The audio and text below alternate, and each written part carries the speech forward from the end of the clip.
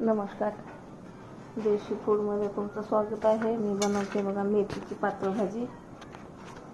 ही मेथी कापून घेतली, धुवून लसूण बारीक फोडणीला घेतलेला आहे आणि शेंगदाणे, लसूण आणि हिरवी मिरची वाटून घेते.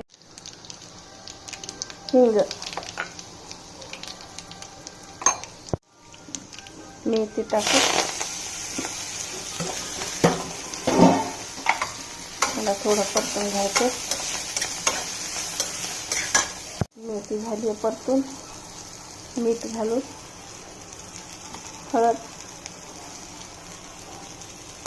आणि थोडीशी डाळ, साधं वरण आपलं मिक्स करून घ्यायचं.